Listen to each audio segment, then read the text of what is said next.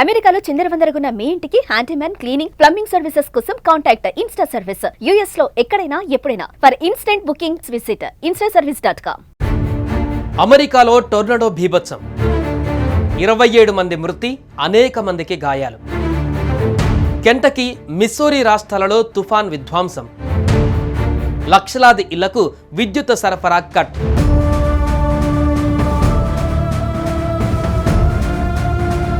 అమెరికాలో టోర్నడోలు భీకర విధ్వంసం సృష్టిస్తున్నాయి. కెంటకీ, మిస్సూరీ రాష్ట్రాలలో ప్రకృతి ప్రకోపం భారీ ఆస్తి, ప్రాణ నష్టాన్ని మిగిల్చింది. ఇప్పటి వరకు 27 మంది మృతి చెందగా లక్షలాది ఇళ్లకు విద్యుత్ సరఫరా నిలిచిపోయింది.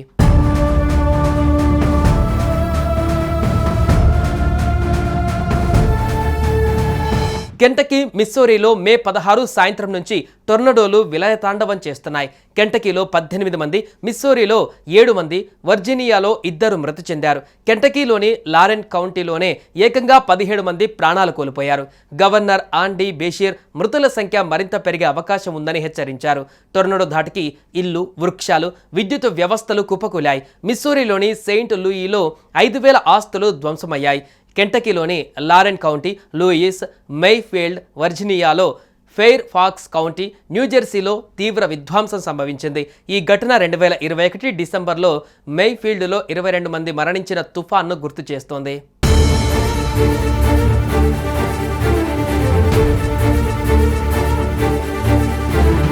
మే 17 శనివారం సాయంత్రం నాటికి కెంటకీలో 83,000, మిస్సూరీలో 78,000 ఇళ్లకు విద్యుత్ సరఫరా నిలిచిపోయింది.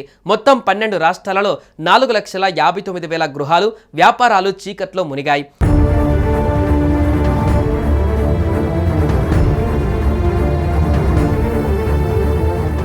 విస్కాన్సిన్, ఇండియానా రాష్ట్రాలలోనూ విద్యుత్ సరఫరాకు ఆటంకం ఏర్పడింది. టోర్నడోల కారణంగా 100 మందికి పైగా గాయపడ్డారు. వీరిలో 10 మంది తీవ్ర గాయాలతో ఆసుపత్రిలో చికిత్స పొందుతున్నారు.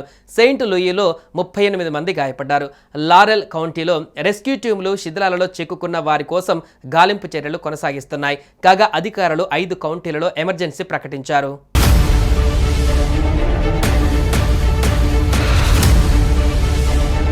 కెంటకీ గవర్నర్ ఆండీ బేషీర్ రాష్ట్రంలో 5 కౌంటీలలో ఎమర్జెన్సీ ప్రకటించారు. Saint Louis mayor Cara Spencer బాధితులకు సహాయం అందిస్తున్నట్లు తెలిపారు.